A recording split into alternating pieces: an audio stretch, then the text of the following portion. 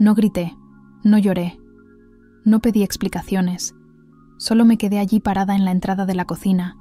sosteniendo una bolsa de papel marrón que contenía los mismos alimentos que compraba todas las semanas, sin que nadie me lo pidiera, como quien repite un gesto automático tan normalizado que incluso la propia intención se disuelve en el silencio. Y escuché una vez más a mi madre levantar la voz como si me abofeteara con las palabras: «Eres una desagradecida, fuera de esta casa y no vuelvas nunca más». Y mi padre, como siempre, no dijo nada. Solo se apoyó en la encimera con ese aire de quien quiere que todo termine pronto, frotándose la nariz con los dedos como si eso fuera algún tipo de defensa contra cualquier tipo de emoción, mientras mi hermano menor, Víctor, con su vieja sudadera y la mirada clavada en el móvil, apenas giró la cabeza para ver qué estaba pasando, y tal vez ese fue el momento en que me di cuenta de verdad de que ya no tenía lugar allí, que mi espacio ya no era físico, era solo funcional, porque yo era la que aparecía con bolsas llenas, con facturas pagadas, con soluciones prácticas para todo lo que ellos dejaban hundirse. Y aún así me trataban como si estuviera robando la paz de un hogar que nunca me abrazó de verdad. Y entonces me fui sin decir una sola palabra, no porque no hubiera nada más que decir, sino porque todo ya se había dicho antes en otras formas de desprecio disfrazado de convivencia, en años de expectativas acumuladas como platos que lavaba, sola mientras todos fingían que era normal que la hija mayor fuera una extensión de las cuentas de la casa, de la limpieza, del orden, como si hubiera venido al mundo con un contrato que me obligaba a cuidar de todo y de todos, incluso cuando nadie cuidaba de mí. Y pasaron 3 meses en ese silencio incómodo, denso, que traía más alivio que tristeza, hasta que una tarde, mientras almorzaba en paz en mi nuevo apartamento, recibí un mensaje seco de mi padre. «¿Por qué no has pagado la cuota de la casa este mes?» Y por un segundo pensé en reírme, no por desprecio, sino por puro cansancio de haber sido reducida a un recibo, a una transferencia bancaria, a una presencia que solo se notaba cuando faltaba dinero, y respondí sin pensarlo 2 veces. Pensé que ya no era bienvenida. Ni fue como encender un fósforo en una habitación llena de gas, porque en cuestión de minutos mi celular explotó con notificaciones, llamadas, audios y mensajes desesperados de la misma familia que no movió un dedo para impedirme irme, como si de repente mi ausencia dejara de ser conveniente y se convirtiera en una amenaza, no a la familia, sino a la comodidad económica que yo representaba, y mientras leía mensajes como «¿Nos vas a dejar en la calle? Esto es crueldad. Tu hermano no tiene a dónde ir». Me di cuenta de que ninguno de ellos me preguntaba cómo estaba, si estaba bien, si necesitaba algo, y todo se reducía a la casa, a la factura de la luz, al nombre manchado, al miedo,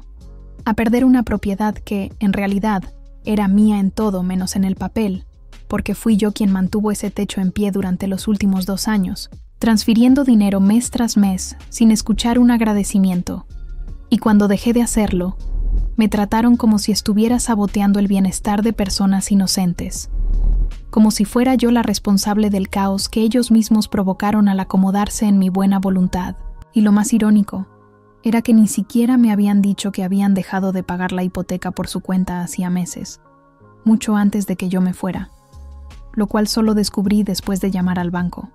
una mañana en la que me desperté, con una inquietud que no me dejaba en paz, y la empleada, con voz tranquila y profesional, me informó que el último pago completo se había hecho hacía 7 meses, que la propiedad ya estaba en proceso de ejecución hipotecaria y que no había señales de que alguien estuviera intentando resolverlo. Y mientras ella hablaba, sentía que todo dentro de mí se callaba, no por la conmoción, sino por la confirmación, como si ya supiera desde hacía mucho tiempo que esa casa ya no era mi responsabilidad. Pero aún así me ataba una culpa que no me pertenecía, porque en lugar de afrontar la realidad, prefirieron seguir comprando muebles nuevos, haciendo pequeñas reformas estéticas para disimular las grietas estructurales y utilizando mi dinero como si fuera un recurso automático, incuestionable, eterno. Y lo más difícil de todo fue darme cuenta de que mi hermano lo sabía, que él formaba parte del acuerdo tácito de chuparme hasta que me dejara seco, y cuando le llamé, no para pelear, sino para entender, intentó disimular. Dijo que era para gastos de emergencia, que todo se había usado con buenas intenciones, pero cuando le pregunté directamente si sabía que la hipoteca estaba atrasada, se quedó en silencio. Un silencio más revelador que cualquier explicación. Y suspiró de la misma manera que lo hacía cuando lo pillaban mintiendo en la escuela, como si lo admitiera sin necesidad de decirlo. Y esa noche, cuando mi madre finalmente me llamó y contesté, escuché en su voz ese tono frío que tiene cuando quiere parecer la víctima, diciendo que yo exageraba, que estaba avergonzando a la familia al involucrar al banco, que los problemas de casa se resuelven en casa. Y por primera vez en años la dejé hablar, porque quería saber hasta dónde iba a llegar antes de asumir ninguna culpa. Y ella nunca la asumió. Eludió todas las responsabilidades como si estuviera bailando alrededor de la verdad. Hasta que mi padre cogió el teléfono y con voz baja y tensa, me preguntó si podía ayudar, solo esta vez, como si todos los demás años no hubieran contado. Y en ese instante comprendí que no querían perdón, solo querían mantener el flujo de dinero. Y le dije con todas las letras, vendan la casa. Y el silencio que siguió fue tan denso que parecía que nos hubiéramos sumergido juntos en un pozo.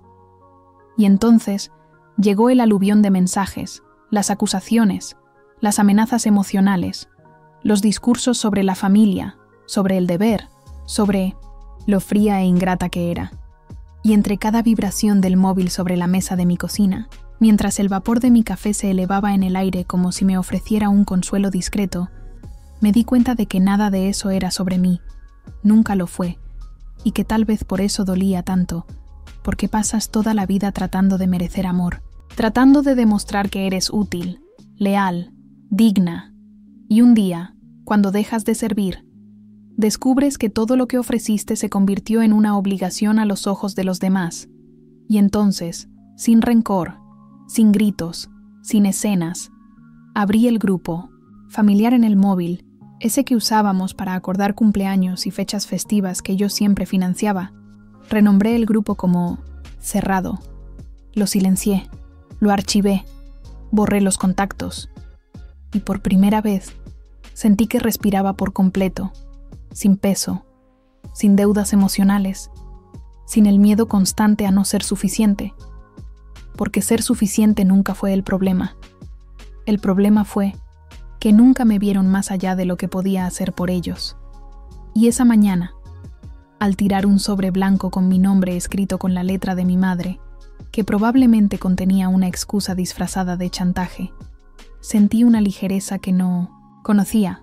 una libertad sin ruido, y comprendí que no dejé de quererlos,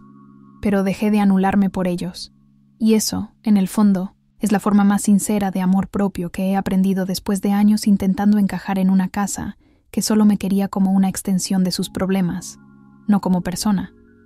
Y si algún día alguien me pregunta por qué me fui, le diré que me fui porque merecía estar en un lugar donde el silencio no fuera un castigo, sino una elección,